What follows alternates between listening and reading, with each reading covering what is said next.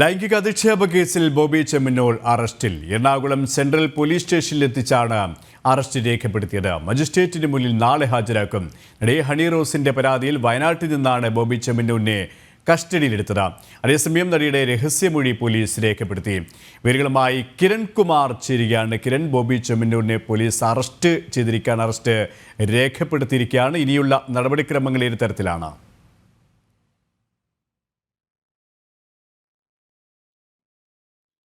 ഇന്ന് വൈകിട്ട് 7 മണിയോടുകൂടിയാണ് ഇന്ന് രാവിലെ കസ്റ്റഡിയിലായ ബോബി ചെമ്മണ്ണൂരിനെ എറണാകുളം സെൻട്രൽ പോലീസ് സ്റ്റേഷനിലേക്ക് എത്തിച്ചത്. 7:30 തന്നെ ഇയാളുടെ അറസ്റ്റും രേഖപ്പെടുത്തിയിട്ടുണ്ട്. ഏതായാലും ഇപ്പോൾ ഇയാളുടെ മൊഴിയെടുക്കുന്നതടക്കമുള്ള നടപടികൾ ഇപ്പോൾ പുരോഗമിക്കുകയാണ് എന്നാണ് മനസ്സിലാക്കാൻ സാധിക്കുന്നത്. ഏതായാലും ബോബി ചെമ്മണ്ണൂരിൻ്റെ ഫോൺ അടക്കമുള്ളവ പോലീസ് കസ്റ്റഡിയിലെടുത്തിട്ടുണ്ട്. ഇയാളെ അല്പസമയത്തിനുള്ളിൽ തന്നെ ഏകദേശം 11 മണിയോടുകൂടി തന്നെ ഇയാളെ ഇന്ന് വൈദ്യപരിശോധനയ്ക്ക് വേണ്ടി കൊണ്ടുപോകും എന്നുള്ളൊരു വിവരം കൂടി ഏതായാലും അറിയാൻ സാധിക്കുന്നുണ്ട്. ഇനി നാളെ രാവിലെ മാത്രമായിരിക്കും ഏതായാലും കോടതിയിൽ ഹാജരാക്കുന്ന നടപടികളിലേക്ക് കടക്കുക.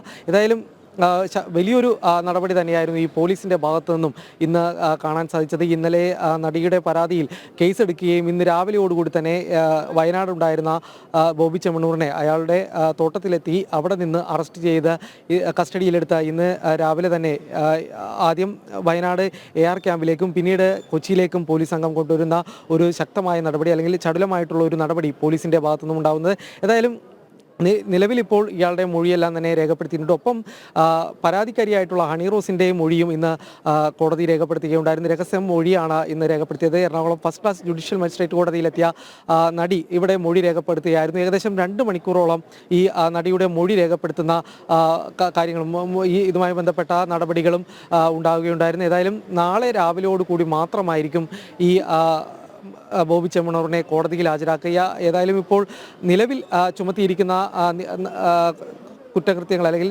നിലവിൽ ചുമത്തിയിരിക്കുന്ന വകുപ്പുകളൊന്നും തന്നെ ജാമ്യം നിഷേധിക്കാൻ അല്ലെങ്കിൽ ജാമ്യം കിട്ടാത്ത വകുപ്പുകളാണ്. BNS 75 ഒപ്പം തന്നെ IT ആക്ട് പ്രകാരമുള്ള വകുപ്പുകൾ തന്നെയാണ് ബോബി ചെമ്മണ്ണൂരിനെതിരായിട്ട് ചുമത്തിയിരിക്കുന്നത്. ശരി, കിരൺ കുമാറാണ് വിവരങ്ങൾ നൽകി.